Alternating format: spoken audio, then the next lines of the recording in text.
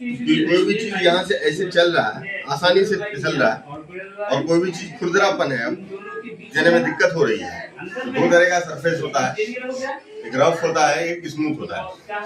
Frictional force always act in opposite to the motion of object. ये object कोई भी चीज चलता है उसके अपोजिट हमेशा करता है। कोई धक्का मार रहा है, उसको धक्का मार, उसके अपोजिट में वो देखिए फ्रिक्शनल फोर्स लग रहा है। जैसे मैंने बताया था कि टेनिस बॉल, यहाँ पे एग्जांपल भी दिया टेनिस बॉल का, लेजर बॉल का। तो टेनिस बॉल या कोई भी बॉल हम फेंकते हैं तो एक हद तक जाके वो रुक जाता है।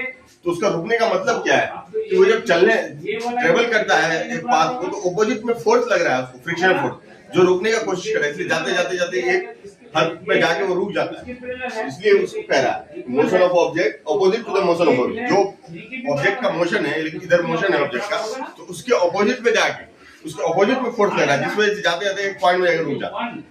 ठीक है, तो fact on which frictional force depend. Types of contact surface, contact surface, ये सरफेस के कांटेक्ट में है, ये कांटेक्ट में है। आप ऊपर कर देंगे तो नॉन कांटेक्ट हो जाएगा, ये अलग अलग चल रहा है, ये कांटेक्ट में चल रहा है इसके साथ साथ। तो कांटेक्ट में कहने का मतलब कि रफ सरफेस होगा और स्मूथ सरफेस होगा। तो क्या होता है, frictional force larger on rough surface. Rough surface में ज्यादा फ्रिक्शन होगा, यानी कि रुकते रुकते चलेगी गाड़ी, ठीक है ना, रुक जाएगी, फिर चलते चलते रुक जाएगी, गाड़ी बंद हो जाएगी अगर ज्यादा सरफेस रफ है तो। And smaller on the smooth surface, smooth surface है तो बहुत आराम से चलेगा। छोटे बच्चे की गाड़ी का एग्जांपल अभी दिए ना, छोटे बच्चे की गाड़ी में चाबी दे दीजिएगा, अगर रफ सरफेस है तो बंद हो जाएगा आगे जाके। लेकिन अगर चाबी देने के बाद अगर आराम से वो चलते रहे, क्योंकि स्मूथ सरफेस है, स्मूथ सरफेस में आसानी से चलते रहेगा। और फ्रिक्शनल फोर्स ये डायरेक्टली प्रोपोर्शनल होता है, यानी फ्रिक्शनल फोर्स रफ सरफेस में फ्रिक्शनल फोर्स ज्यादा होगा, डायरेक्टली प्रोपोर्शनल, और फ्रिक्शनल फोर्स स्मूथ सरफेस में इनवर्सली प्रोपोर्शनल है। अगर सरफेस स्मूथ है तो वो आसानी से चलेगा।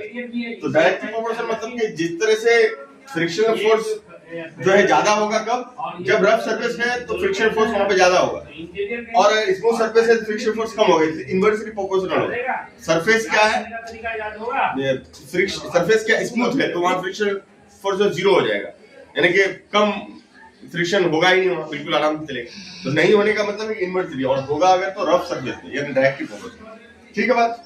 और frictional force is increase with the weight of object. जितना वेट होगा उतना ज्यादा इंक्रीज होगा, जितना ज्यादा वेट होगा, ठीक है ना। जैसे आप लेदर का बॉल और टेनिस बॉल, हल्का होता है टेनिस बॉल तो ज्यादा ट्रेवल करता है, लेदर का बॉल भारीपन होता है।